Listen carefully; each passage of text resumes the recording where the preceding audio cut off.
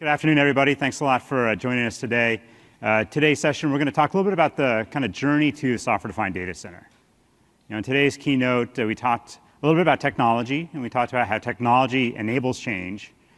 But Carl made the strong point that it's really people who drive change. And so I'm excited to have a group of panelists here who have been actively involved in driving change in their organizations. And so we're going to spend some time talking through their experiences. They're going to share some of their learnings and their best practices and kind of what they've taken away as they've gone through this and some of the things they want to share with you. So we'll go through some of that material. Hopefully we'll have a little bit of time for Q&A at the end and be able to make it a little interactive as we finish up. So what I'd like to do now is offer an opportunity for all my panelists to introduce themselves one by one. Just talk a little bit about yourself and your company and what you do. So I'm Ricky Caldwell. I'm the Director of Server Operations, Infrastructure, and Architecture for Cornerstone Home Lending. We're a full-service mortgage lender in Houston. We rank in the top 10 nationally for privately funded mortgage companies, continuing to grow. About 4 years ago, we had 300 employees, and now we sit around 1,500. So we've had a tremendous growth, and in that time span, we also had to grow IT as well. So we've grown up in a lot of ways over the last 4 years, and here just to talk about how great it is. Fantastic. Andy?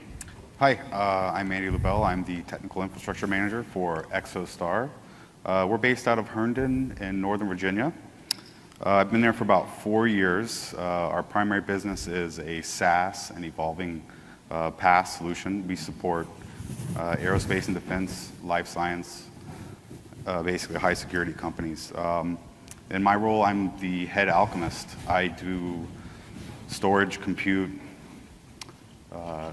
basically everything in the data center for our company. That's fantastic. Good. Suzanne? I'm Suzanne Piggott. I manage systems engineering for Columbia Sportswear, basically our global infrastructure.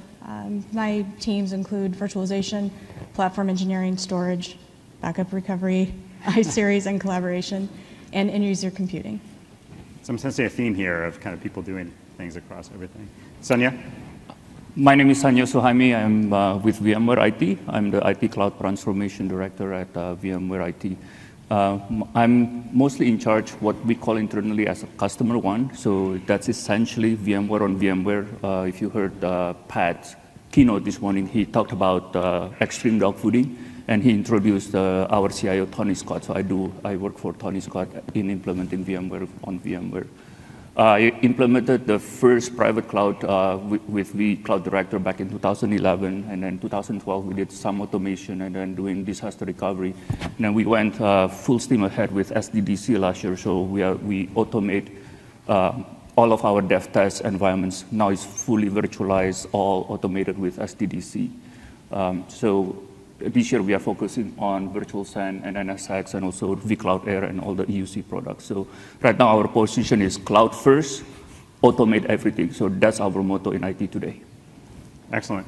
So before we kind of jump in and start talking about some of their stories, I thought we'd share just one slide that's come out of some research that we've done at VMware, really around this idea of talking to customers and hearing about the kind of outcomes that people are focused on. So thinking about how they're using different products to drive specific IT outcomes and results in their business.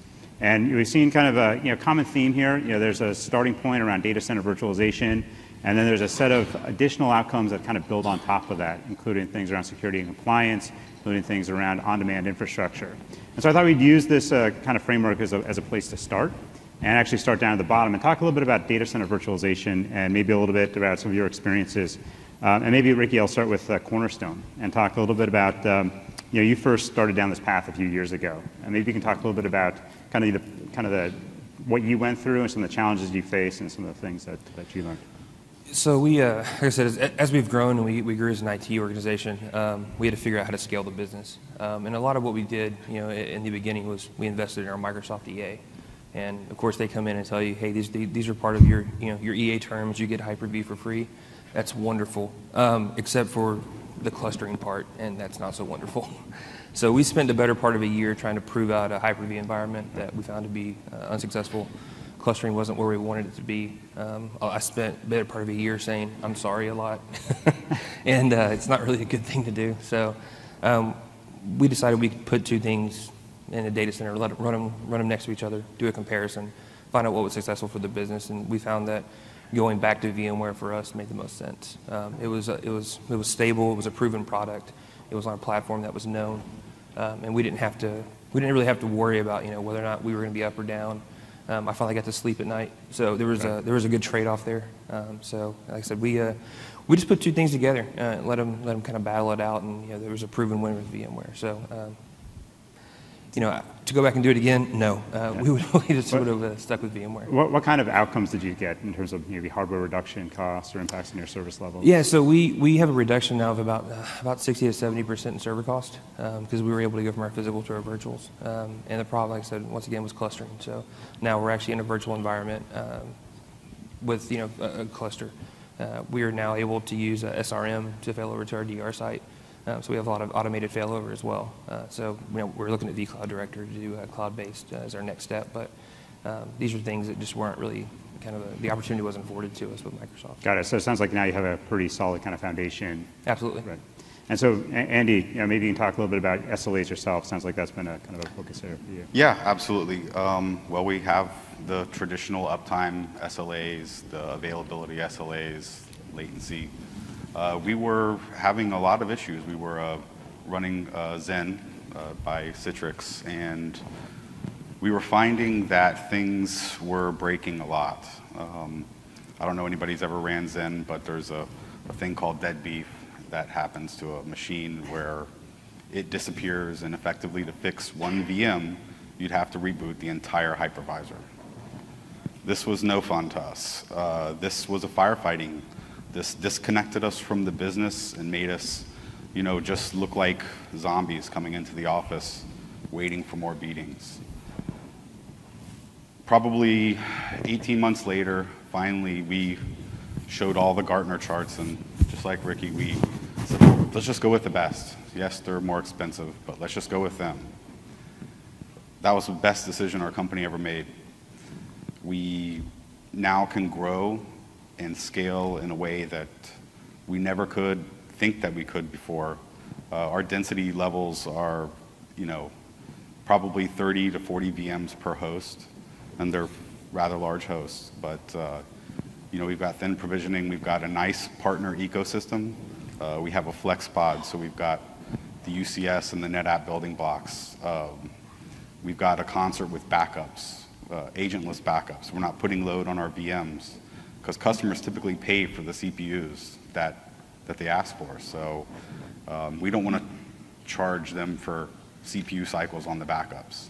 So we offload all that. We utilize our SAN, virtual storage console to pull all those backups from VMware over to our DR sites, and we're able to keep up with the business. We're able to create a tighter connection between IT and the business. They recognize us as a kind of instrument of revenue. Great. So. Sounds like you also have been able to kind of standardize and virtualize your infrastructure and then work on your availability, high-level SLAs. As part of that, as you've kind of standardized, what's your approach been to the business-critical applications, things like SQL? Yeah, so we run a lot of databases. SQL clustering was one of our favorite to virtualize. We were having a lot of issues with our physical SQL clusters in that they were these behemoth machines that half of them sat idle. After we convinced the DBAs, who were probably the biggest enemies of doing this just from traditional DBA, they're just like that, kind of old school. We kind of just did it. It was like the Folgers commercial where you go to the restaurant and they're at this nice place and they're drinking coffee, and it's like, we've already virtualized your SQL. It's already been done. Did you notice anything? And then, and that was, of course, boss let us do that. And, we've seen a lot of improvements. We've got more effective use of our resources. We're able to have clusters that our hardware is actually being used. And since doing that, we're able now to even go to kind of an active-active configuration, because I can scale up with hot add. I can add memory, I can add CPUs to resources, to give them more power if they need it. Multi-instance, floating, it's definitely improved. And I don't have to worry about vendor-specific drivers, multi-pathing issues, fiber channel problems. We're all iSCSI, we're all over VMX Net 3. Those are the two most important things we learned in clustering SQL. So it sounds like you have more flexible ability now to meet the needs of the business needs change, Absolutely. to scale up, et cetera. Great. Yep. Suzanne, you've had your own kind of journey as you've been virtualizing SAP. Maybe you can talk a little We bit about did. that. So Columbia Sportswear really started our virtualization journey back in 2010 when we had a very large initiative to separate out our production data center and move it 1,000 miles away. We were almost 100% physical at that time. Long story short, we realized that in order to actually move our data center and get it where we wanted it to be and automatically protect it for disaster recovery, we needed to virtualize. So we took our data center as it was. We took everything physical to virtual. So if it had 4 proc and 16 gig of RAM, it got 4 proc, 16 gig of RAM. We carried it and we migrated it to the other data center. You fast forward a year or so, we're now maybe 80–85% virtualized. And the business came to us and said, hey, we purchased SAP. What are we going to run it on? We said, hey, we have an answer for you. So from the very beginning with SAP, including the databases, all the backend and all the modules, we stood it up on Microsoft Windows, running SQL, on VMware, inside 2 vBlock 700s. And now here we are in 2014. We had a major go-live for all of North America with our Greenfield implementation. April 7th go-live and not a single critical incident. So we are live in production on SAP, on VMware, 100%, as we are with all of our other workloads as well. So everyone's always surprised about SAP being virtualized, but really we're 100% virtualized across the board with all of our mission-critical, Tier 1 critical applications. That's great, because those applications are all very tied into your business and supporting the operations. A lot of dependencies, as I'm sure you guys know. Great. Now, Sonia, maybe you can talk a little bit, you're representing VMware IT and kind of VMware's own journey around Oracle RAC and other kind of business critical applications for us. Some of the challenges that we've always had with our virtualization journey and the cloud journey in the past is virtualizing the Oracle RAC database.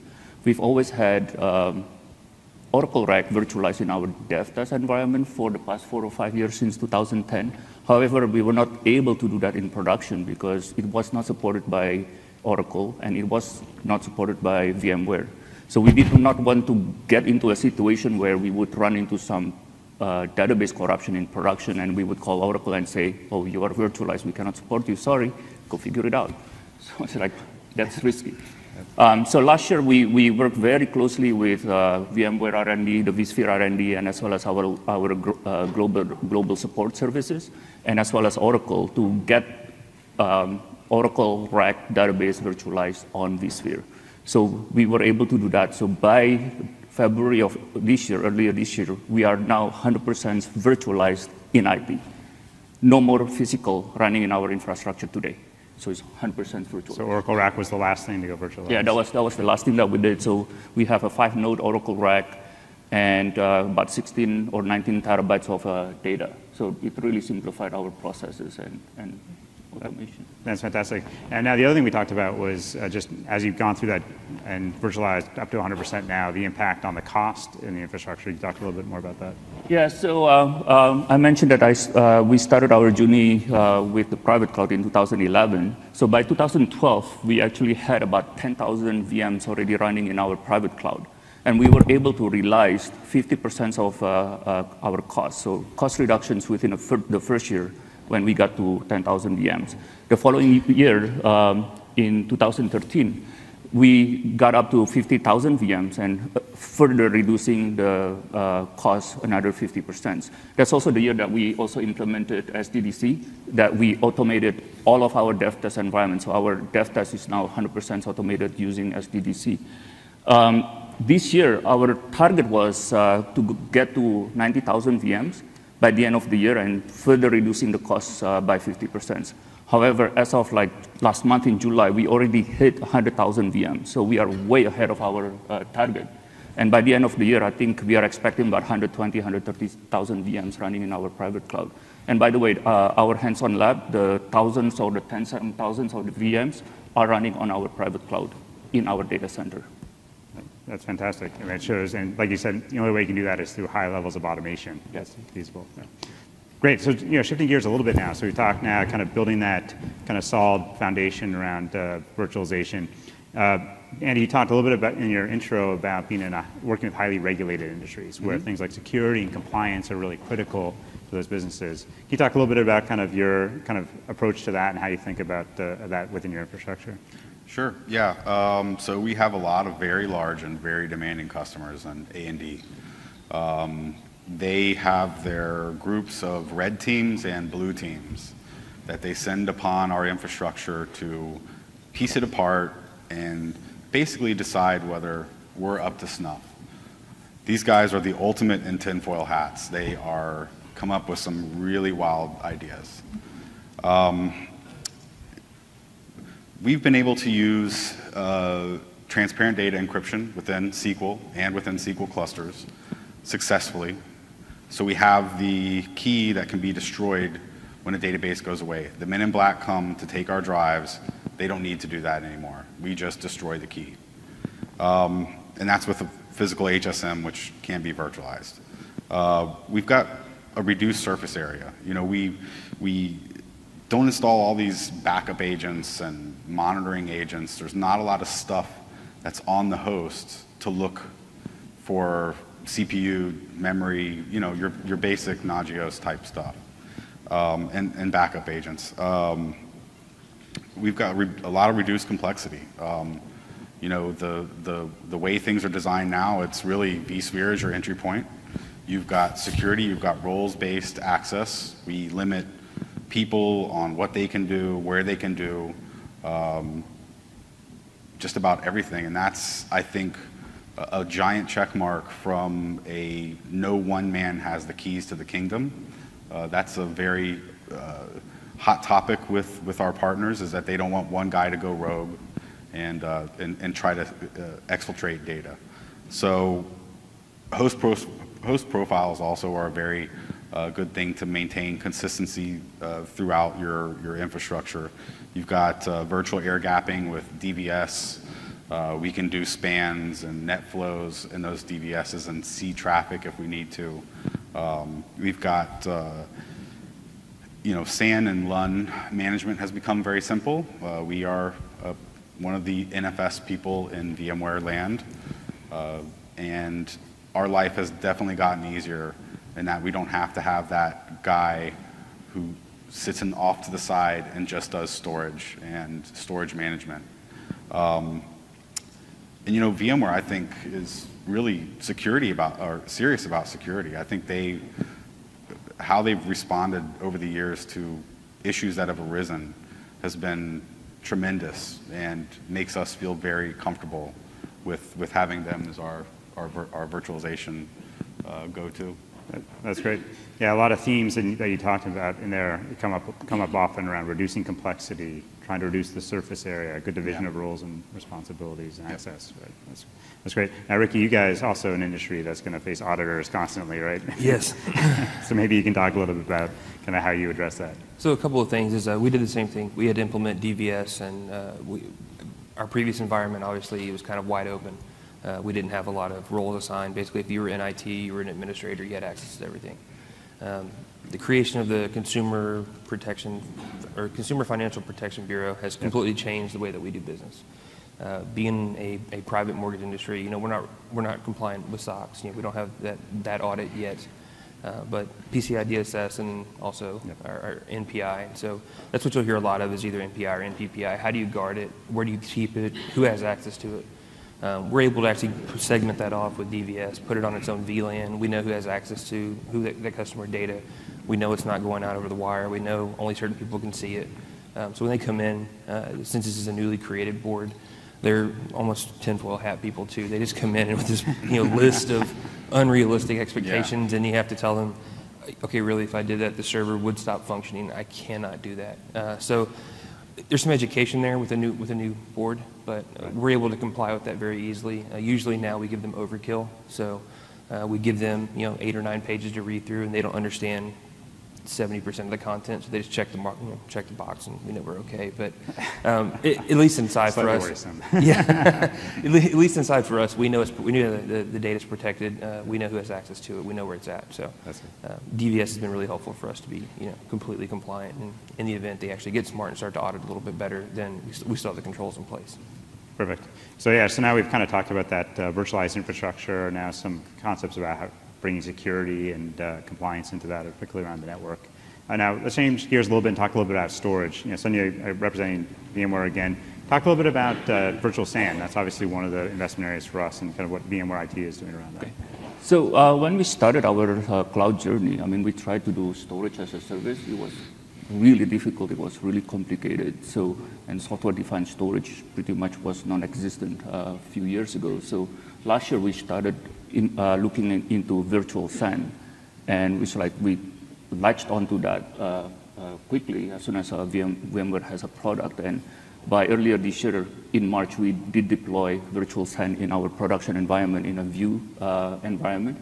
And that kind of enables us, kind of like with standard low-cost storage, enables us to kind of provision storage really quickly.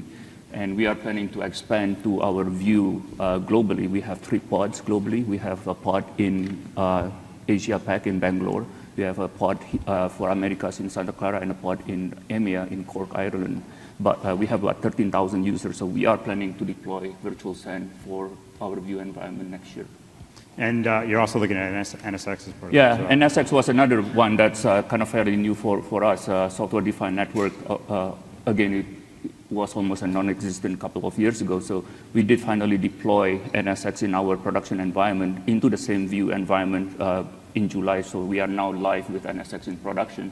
In a couple of months, we are going to start expanding it more into business-critical production environments and then mission-critical environments, and also, again, deploy into View globally next year. So NSX enables us with increasing the speed of our provisioning. So now we can provision faster with NSX. It also provides additional security that now we have a true segregation of duties between the server administrators, the network administrators, and the security administrators. So that helps us quite a bit. Great. Suzanne, you guys are going down this path as well. We are. So our software-defined data center strategy, vision roadmap, we virtualize compute, virtualize storage. So next step for us, of course, is the network. So we became very early adopters and did a proof of concept with NSX. And for sure, it's going to play heavily into our next big data center refresh and move, which will probably be coming up in 2015. There are a lot of stories around the overlay model versus others. We really do feel that NSX is probably the direction that we're heading, simply because of the integration and the tool sets and what we want to do, specifically around vRealize automation and the new vCloud Air name. Sorry, guys, I'm so stumbling over the new names today, but vCloud Air and vRealize automation. And we really think that's going to be part of our next tool set, because we want to be able to use and provision those tools and that automation either on-prem or off-prem and have all that integration. Yes, talk more about that. It sounds like kind of extending your data center, hybrid cloud, are kind of a key part of your strategy going forward. It is. vCloud Air, definitely part of our, we have a tiered approach, and I don't know, oh, you did slide up. Yeah. So we have a bit of a tiered approach for our workloads today. During our big major project back in 2010 that I mentioned, we took that opportunity to categorize all of our applications and services. Tier 1 mission critical, tier 4 maybe a little less important. And so we are starting on our hybrid cloud journey with our tier 3 and our tier 4 applications and the possibility of moving those into hybrid cloud. Tier 2 is still kind of in that mid-tier set. It's on our V plus our C plus our E. And then we have our mission critical apps, really, where we're focusing within those converged architecture technologies like vBlock today. So that's one use case, that's one plan. We have others. We have a externally facing application that does our order confirmation and orchestration that we are looking to perhaps leverage within hybrid cloud, because it gets very busy around Christmas season. So we want to make sure that we're leveraging the appropriate resources, and we're able to expand those and grow those as needed, perhaps without having to add infrastructure or capital cost on-prem. Good. So, Sonia, obviously, you're looking at hybrid cloud as well. Yeah, so as I mentioned earlier, now our directive is cloud first, and that is the directive that we are given from our CIO, Tony Scott. So I'm currently working, I'm personally leading this initiative, is to actually migrate our Exchange mailboxes onto our vCloud Air. So we have currently about 21,000 users mailboxes on-prem, about close to 30,000 mailboxes, actually, 21,000 users. The plan is we are planning to migrate about 5,000 or 6,000 mailboxes onto vCloud Air in a couple of months. So by the end of September, we will have about 5,000 mailboxes running in vCloud Air. And in fact, my mailbox today is running on vCloud Air. It's been for a couple of weeks, so we have a small POC. So by migrating our Exchange environments to vCloud Air, is that we have full control of the infrastructure and the data. So any compliance issues, no issues, because it's just an extension of our data center. So it's a true hybrid cloud that we are doing. And also, we can leverage our existing processes, all the backup processes, archiving processes, disaster recovery, and as well as the resources. For our Exchange administrators, it doesn't really matter whether it's running on-prem or in vCloud Air. It's the same skill sets that we need. And also, our administrators, like systems administrators, is also already very familiar with vCloud Director. So it's just natural extension for them. I think Bill Fiders talked about that extension this morning, and that's the experience that we have. Okay. Great. So now, I think we've covered a lot of areas around virtualizing the entire set of services in the data center, extending that out in the hybrid cloud. And now let's kind of take a step up into the automation and talk about a little automation and self-service. Sonia, we'll start with you. Talk a little bit about kind of what VMware's been doing around self-service, IT automation, et cetera. Yeah, so we really went fully automated last year, as I mentioned, with the SDDC. So prior to that, we always have up to about 50 projects running every year. And at any given time, we would have about 12 to 15 projects, major initiatives in IT runs in parallel. And each one of those projects requires what we call a project instance or SDLC instance. Each instance has about 35 applications and up to 80 VMs. So as you can imagine, that used to take a lot of time to provision an instance end-to-end. It used to take us 4, 6 weeks, sometimes 8 weeks to provision, and it's very manual intensive. Very human intensive, and we have a lot of teams working on different parts of the provisioning and also all the approvals. So internally, we used to call that the human middleware problem. And so last year, we fully automate that with our SDDC solutions. And now, from 6 to 8 weeks, we are able to get it down to 27 hours today, and our goal is 24 hours by the end of this year. So we have about 600, maybe about closer to 800 by now is IT developers. And as you can imagine, each time a new project starts, they used to have to wait 6 to 8 weeks for their instance to start their project on. Now it's 24 hours, so it's significant productivity improvements and cost savings. That's great, and you see kind of on the chart there some of those examples.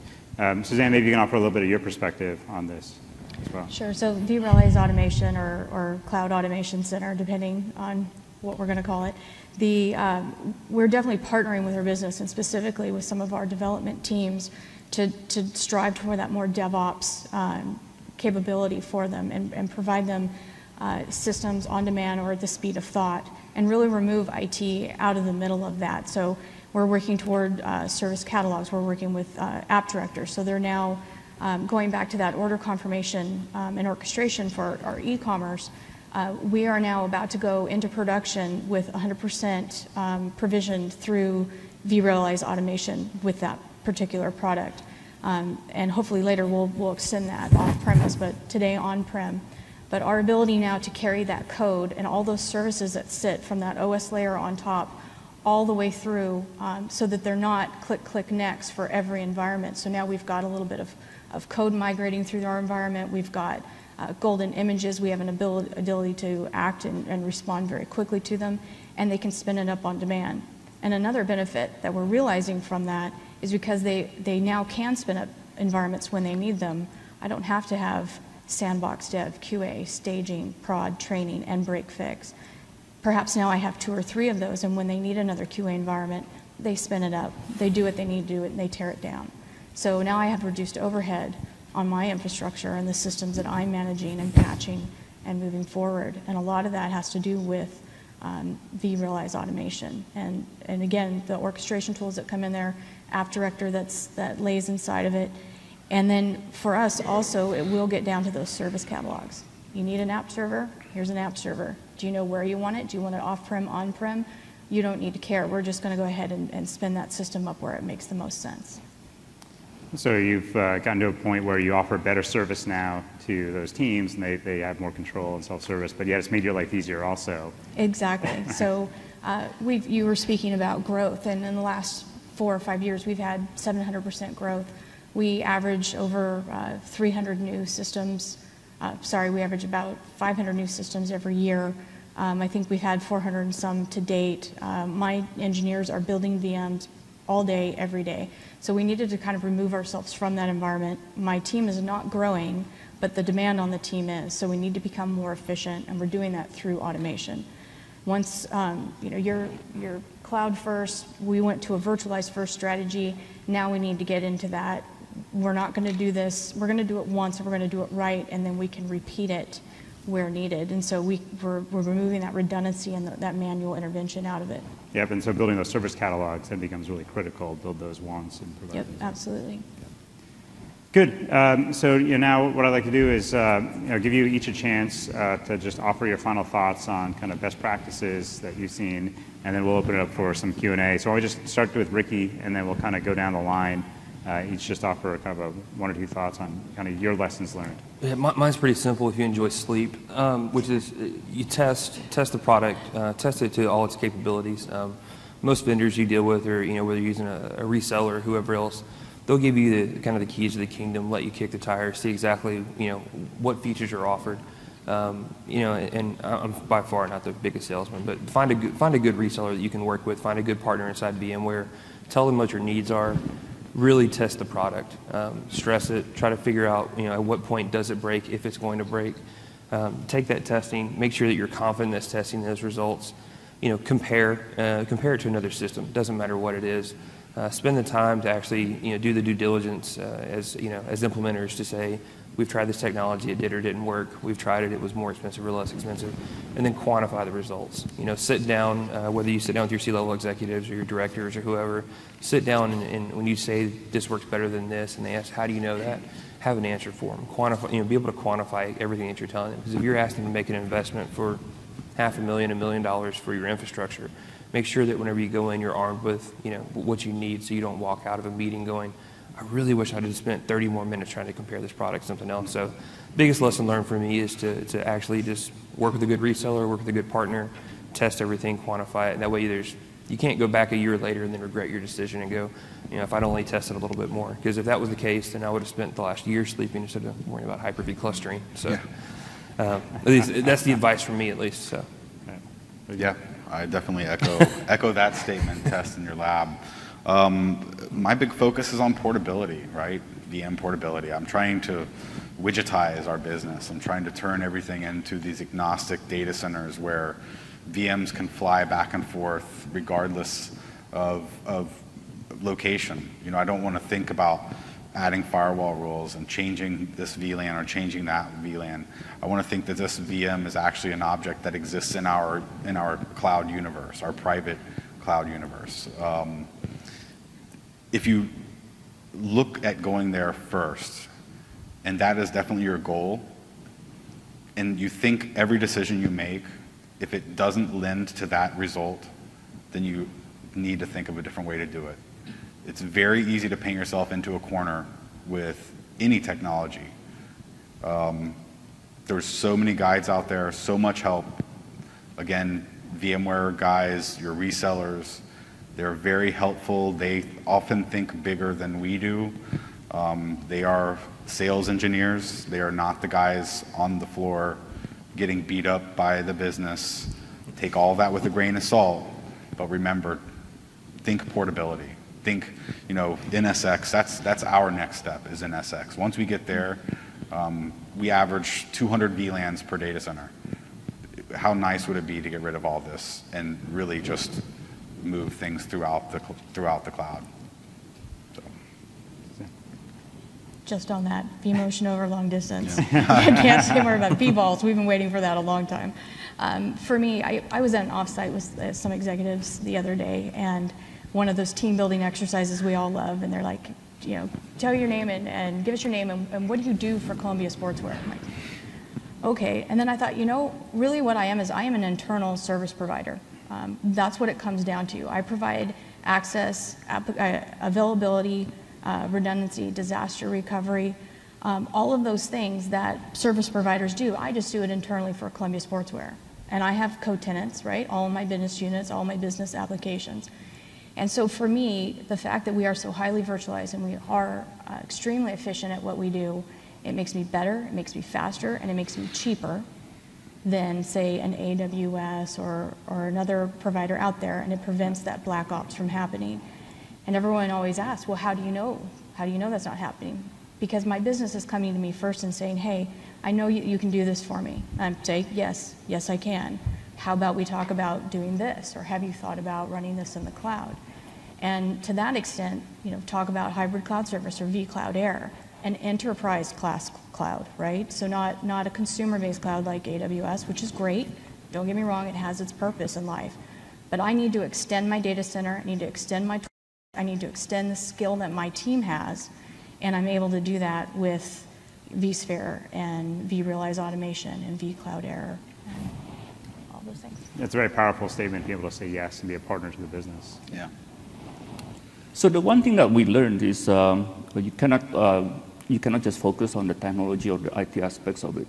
So you have to look at the financial perspective as well. So the CFO view is critical, the financial management. So this year we are rolling out ITBM to help us with the costing of the SDDC and our cloud and all that stuff, because at the end of the day you have to justify to the business, to your CFO, that this is the right thing to do. And secondly is from the CIO view is you cannot forget the organizational transformation, the people and process aspects of it. And one way we are focusing on IT as a service this year, so we are delivering IT as a service this year, so that's our kind of one of our biggest goals this year. From the architectural view is obviously all the technologies, right? The technology standards, the process, the technology processes. So we use all the VMware SDDC stack, so it's a little bit easier for us because it's all our own products. Also have to recognize that cloud operations and cloud architecture is new, and that we in IT, we have to behave like a service provider, like a SaaS. Our CIO, Tony Scott, was just quoted in the Wall Street Journal, I think Monday or Tuesday last week, that we, IT, we have to evolve and get to IT as a service as fast as possible. Otherwise, we are dead. So we have to get to IT as a service. So that was a pretty strong statement from our CIO, Tony Scott. So with IT as a service, with SDDC, that provides us a new level of automation, self-service, agility, and also be responsive, be a lot more responsive to the business. So. Yeah, so kind of what I heard is, hey, there's a business imperative to help the business. Yeah. There's outside pressure as well, exactly. Right, as you talked about, but the tools exist that you're using to go down this journey. That's great. So, I'd love to do now is make this a little more interactive. We have a little bit of time, so I'd love to invite people. We have microphones on the side, so feel free to come and ask a question of our panelists.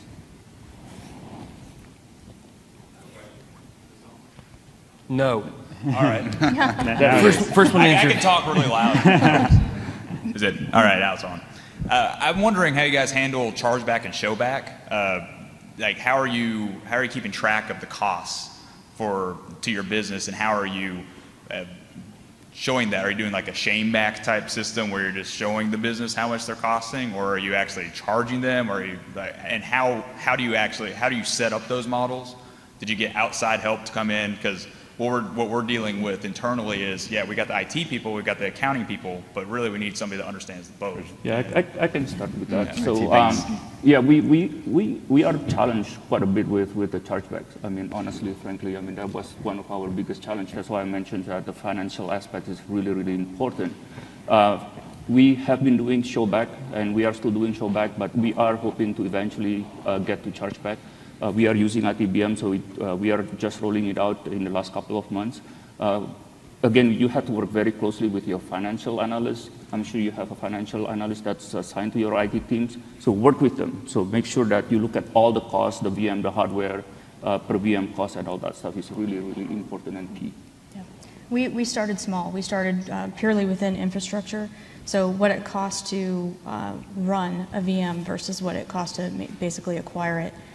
Big project comes in and we maybe throw $1 on it if I need a backfill capacity, but really what it costs to run that VM day to day, month to month, year to year. And again, because we have separated out our applications, we're fairly modular, I can say it costs X amount of dollars to run SAP, or how much it costs to run dev and QA and staging and all the different environments that we have for SAP.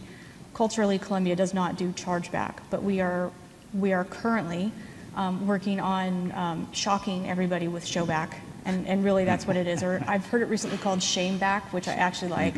So just getting business awareness and visibility and starting to socialize the concept that that 1 proc, 1 gig, 12 gig of data VM that you requested that grew to 8 vCPUs and 40 gig of RAM and half a terabyte of disk, there's a cost associated with that.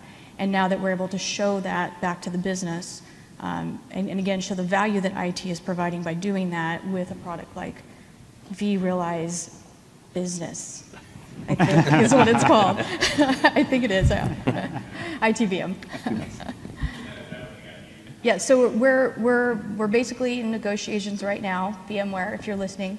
Yeah, so we've been doing a proof of concept and some beta with them for the last 6 months, and getting data that we've put in based off real hard capital cost, licensing cost, everything from our Microsoft ELAs to our VMware EA to what it cost me to buy a blade chassis. And I believe what's coming on the roadmap, and correct me if it's wrong, is eventually I think there will be networking costs built in. Yeah. As well. So we're looking forward to getting not just storage and compute, but also networking cost. And you can do payroll and facilities if you choose to do that. So you can actually bring in your financial analyst and make it a very full, robust, end-to-end chargeback tool. So it's actually a good point. So start small. I mean, don't try to kind of do chargeback or showback of like including all your ERP applications. It's like really difficult and complicated. So start with your infrastructure. So that's what we did with our per VM cost, for example. When we were like virtualized, our per VM cost was $133, and now we got it down to $20 per VM. So, I mean, it's like that really shows the financials, hey, this is a really good thing. So now we can do like infrastructure storage, and we are going into network. Mm-hmm. That's great. Good. Next question. Yeah, I have a question for any one of the members on the panel. So how are you guys handling when individual employees start installing things like Dropbox or Google Docs or Skype or other type of tools as the IT leaders of your companies? When these kind of hybrid cloud apps are coming on, how are you guys actually controlling them and handling the policies for them and so on? I can speak a little bit to that. At Columbia Sportswear, we don't actually deny anyone the capability of doing that. However, I believe with AirWatch and some of the secure content locker, and as of this week, we are an AirWatch customer. That's fairly new news. Great. Yay. We do see that we are now going to be offering them an enterprise class tool. It'll be easy to use, one client kind of to rule them all, if you will, on their mobile devices, their tablets.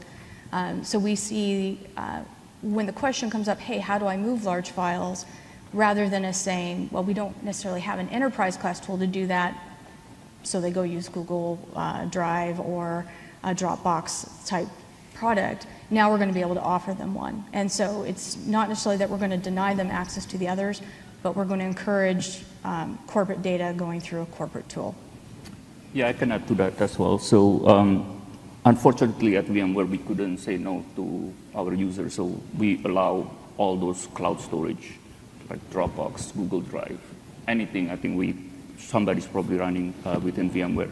And unfortunately, our own products, Horizon Files, wasn't that good. That's why it's being deprecated. So we are implementing the AirWatch secure content locker. So we are going to deploy that in the next few weeks. So we are going to consolidate and tell our users, hey, get to secure content locker. I'm not sure what we will do with Dropbox and Google Drive, and those we might start tightening it up because we are also looking at DRM and all that stuff with our InfoSec team because I think a lot of our intellectual property stuff is probably floating in the cloud, which is kind of somewhat risky. So we take the opposite approach to that. We actually block everything. Yeah. So anything that has NPI or NPPI in it, it's part of our governance to make sure that that's not out. This may not be the most popular answer here, but we actually use Citrix ShareFile with storage zones locally. So we can actually manage, put DLP filters around that. We know where that content is. So once again, we can identify and tag NPI. And that way, in the event of an audit, we know where that data is. And we do have a hybrid model for this. So basically, we can send a DLP filter to say, this is flagged as NPI, keep it on-prem, or this is not NPI, it's okay to be out in the cloud or be in our hybrid strategy. So that's how we guard it. So yeah, immediately the answer is no from us. We don't allow any of that cloud services, but we do provide them a service to actually put stuff in a cloud and share it with a bar or bar's information with a certain party. It's the same for us. We say no to everything. We write our own. We are a secure collaboration company, so luckily we have our own software to use.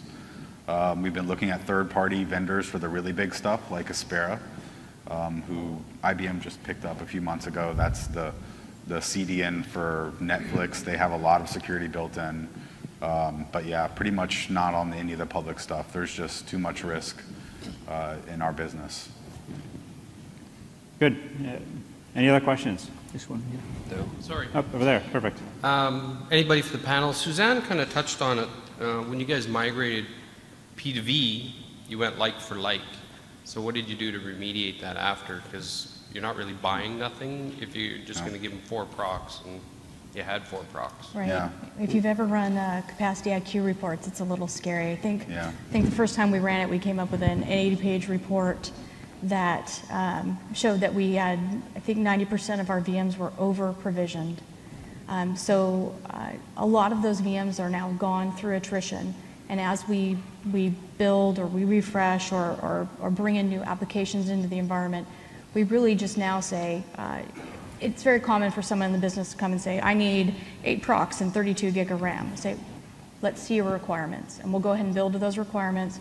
And we've been very flexible, if you will, in terms of if there's a need for more resources allocated to a system, we will grant them, and we don't make a fuss about it. But the new regime is we start small, and we see what the system is actually going to be utilizing, and then we add as necessary. But we try and right-size it out of the gate. We've got a pretty good feel for it. We've been doing this for quite a long time.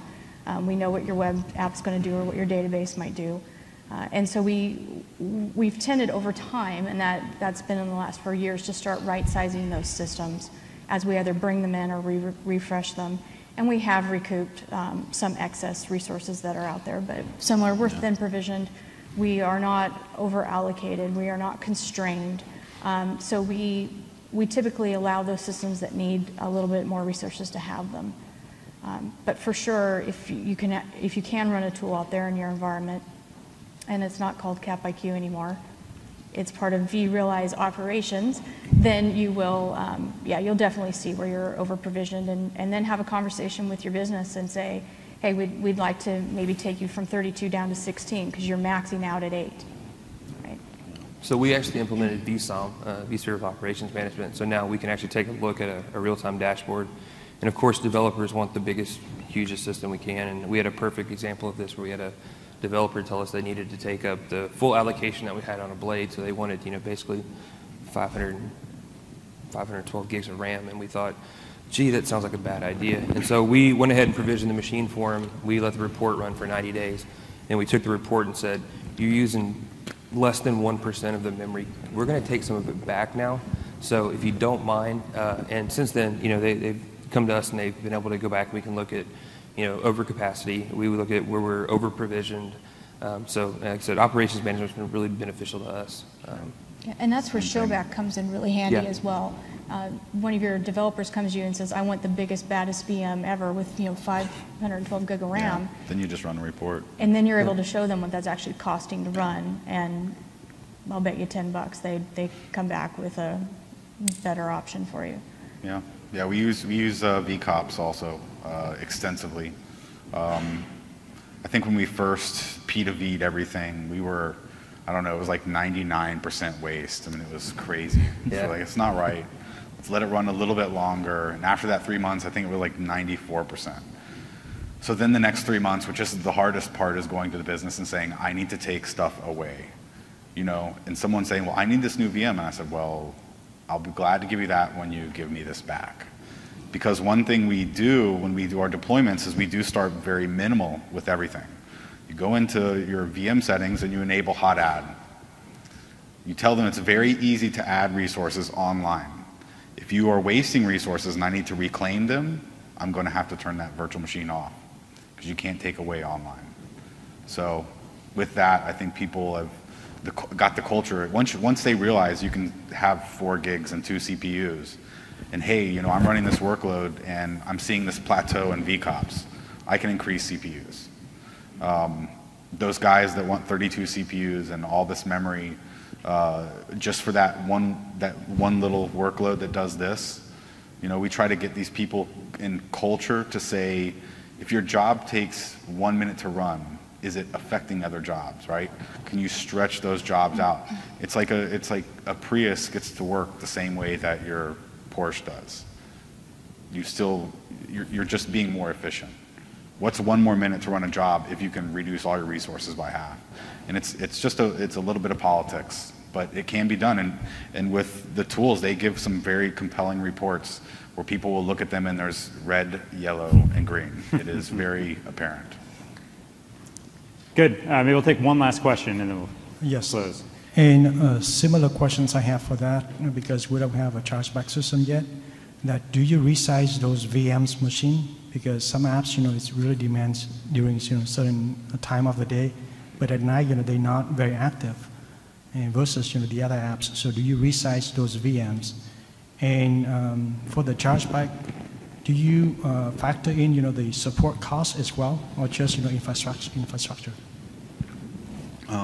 So you set within VCOPS, you can set the hours of the day for the VM. You can create profiles and set hours of the day to record the performance. So if it's an 8x5, you can set it there, and after that, it's not going to capture any data that's going to relate to telling you that it's over or undersized. Pretty easy. Yeah, and also I think with vSphere you can set up like oversubscription, so you don't always have to kind of get tied into specific size. Yeah. So at times of the day you can also. And then your second question was on showback. The second question is, for the chargeback, do you factor in the support costs, yes, we do. staff? So in our case, we do. So we add all the support costs, the help desk costs, and all that stuff into our per VM cost. Data center costs, so don't forget data center power, electricity, I think is pretty significant part of the cost. Yeah, absolutely.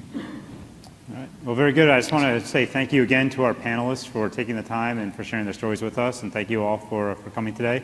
We'll stick around for a few minutes if you want to come up and ask questions, and that closes the session. Thanks again. Thank you.